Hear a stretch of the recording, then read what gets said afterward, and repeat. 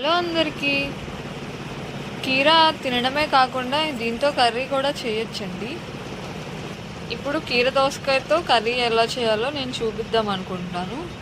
ముందైతే ఇవన్నీ కట్ చేసేసి పెట్టుకున్నాను. ఉల్లిపాయ, కీర దోసకాయ, పచ్చిమిర్చి, టమాటా, 1/2 టీ స్పూన్ అల్లం పేస్ట్, ఇవన్నీ కట్ చేసి పెట్టుకోవాలి. ఫస్ట్ అయితే కళాయిలో ఆయిల్ వేసుకొని ఆయిల్ హీట్ ఎక్కాక ఉల్లిపాయలు అయితే వేసుకొని ఫ్రై చేసుకోవాలి. నెక్స్ట్ అందులోనే పచ్చిమిర్చి కూడా వేసుకొని ఫ్రై చేసుకోవాలి. ఇప్పుడు అందులోనే పసుపు, కళ్ళుప్పు వేసాను. ఇప్పుడు అవి కొంచెం బాగా ఫ్రై అయిన తర్వాత 1/2 టీ స్పూన్ అల్లం పేస్ట్ వేసుకోవాలి.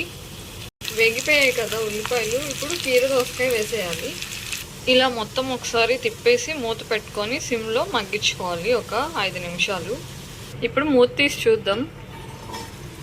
చాలా సాఫ్ట్ అయిపోయాయి కదా. ఇప్పుడు టమాటాస్ వేసేసుకోవాలి. టమాటాస్ కూడా వేసి కలిపేసాను. ఇవి కూడా సాఫ్ట్ అయ్యేదాకా మనం మూత పెట్టుకొని మగ్గించుకోవాలి. ఈ కీర దోసకాయలో ఎండు రొయ్యలు కూడా వేసుకొని చేసుకోవచ్చు, చాలా బాగుంటాయి. ఈసారి ఈ కర్రీ చేసేటప్పుడు ఎండు రొయ్యలు వేసి చేస్తాను, ఆ వీడియో కూడా మీకు పెడతాను, చూడండి. అండ్ నా వీడియో ఇప్పుడు చూస్తున్న వాళ్ళు ఎవరైనా కొత్తగా ఉన్న వాళ్ళు సబ్స్క్రైబ్ కూడా చేసుకోండి. చూడండి, టమాటాస్ కూడా సాఫ్ట్ అయిపోయాయి కదా. ఇప్పుడు 1/2 స్పూన్ కారం వేసుకోవాలి. ఇప్పుడు ఇందులోనే నేను కొత్తిమీర, కరివేపాకు అండ్ కర్రీకి సరిపడా వాటర్ అయితే పోసుకొని 10 నిమిషాల పాటు ఉడకపెడదాం అనుకుంటున్నాను. ఇంకా టమాటాస్ ఇంకా బాగా మగ్గుతాయి. అన్నీ వేసేసుకున్నాను కదా, ఇప్పుడు కాసేపు మగ్గనిద్దాం.